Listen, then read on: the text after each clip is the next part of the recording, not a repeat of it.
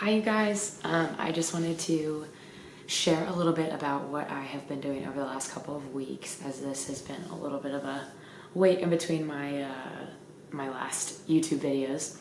But I have been pretty busy, and I have successfully done, let's see, three, kind of four design presentations. I would say three more formal presentations to some of my friends that I graduated college with.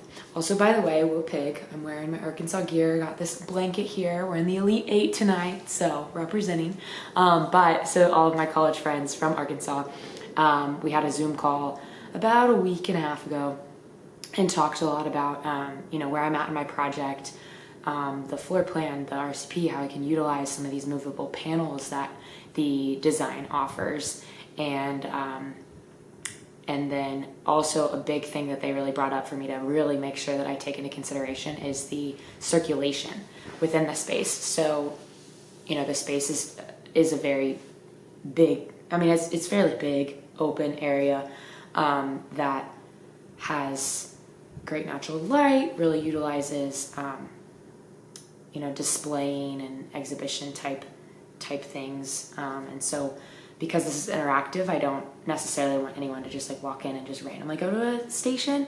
I kind of would like it to be, directed circulation. So thinking about things like that, how I could use signage to help with that, how I can use, wayfinding to help make it easy and have the flow be consistent and easy to understand. And then another thing is I've talked with just my family as well. I had a Zoom call with them, and my Aunt Kim, who's quadriplegic, who I've been interviewing with for this project. She was on the call, and she's just super excited about it, and I'm super excited. She's excited. It's been so fun working on it, and she's had a lot of good input and insight into this. And then I talked with my mentor for the PDG, Kevin Gint, in our Seattle office, and he's been super helpful and, really trying to think of, okay, what's the timeline for this? Could this be up for maybe longer than, 4 days? If it could be what are the details about this? And then I've also talked with my friend Alex, who's going to help me build this, Alex Nichols, and later this week, we're going to talk about some of the details in terms of, the defined and refined details of these stations and what we want it to look like and how we want it to operate, things like that.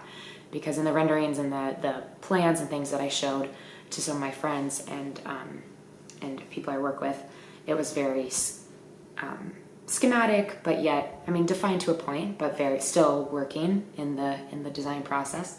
So that's been really good. And this week I'm going to be presenting it to one of my teams. I'm working with our Cleveland office, so I'm going to present it to our Northeast interior design team, and also my just mentor within DLR group this week.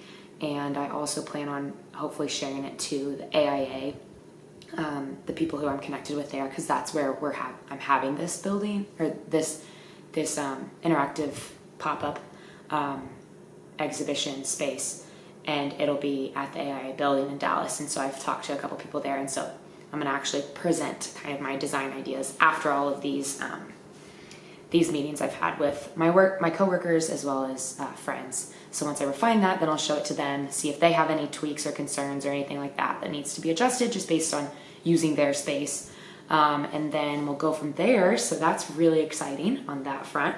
And then like I said, I think in the last video, I've completed all 12 interviews. And so I'm just slowly trying to get through all of them, re-listening to them, and then transcribing them, coming up with the quotes, and writing the bios for each person. I want to say I've completed about 6 or 7 of them so far. And so one that I was writing last week was about this girl named Anna, and she lives in Bend, Oregon.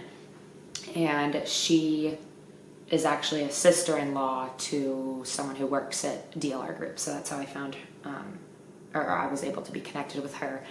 And she has a very unique story. So she became paraplegic, but I'll define that here in a second because it's not fully paraplegic.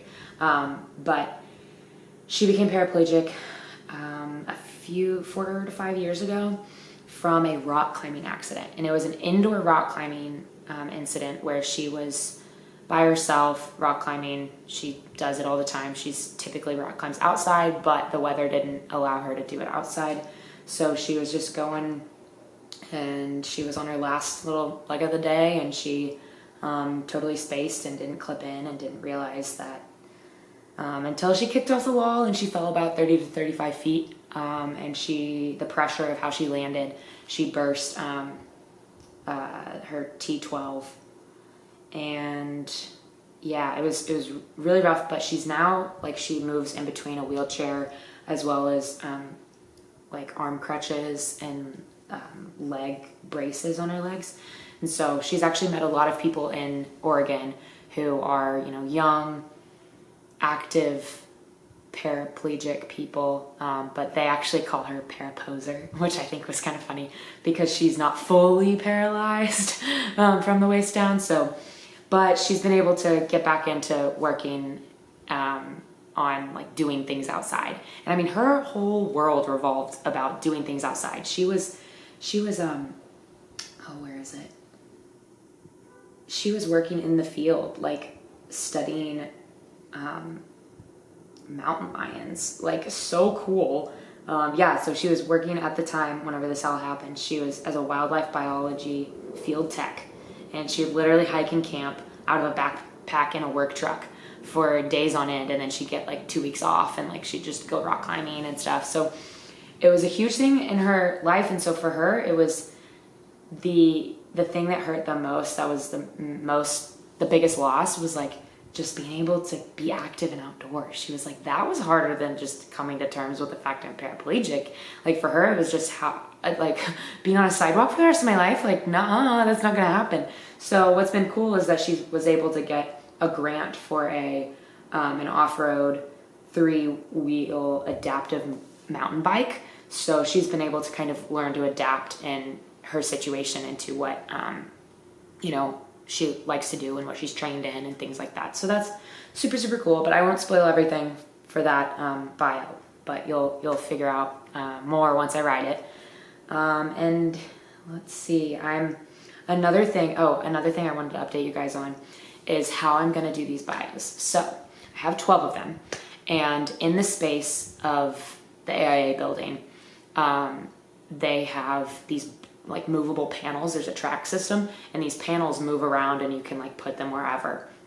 And so I'm going to use some panels and put signage, like infographics and these bios on there, so that you can walk through the space and read them. And these bios, because I don't want to like give out the personal information of these people I'm talking to, I'm not going to put their last name on there, and I'm not going to put a picture of them, but I will have like an outline of like a woman or a man, like a man's face, like a silhouette of them, and then have underneath a little graphic of a manual wheelchair or crutches or an electric wheelchair, things like that they have to use, so that then when you're just looking at the poster, you can be like, oh, I want to read about someone in an electric wheelchair.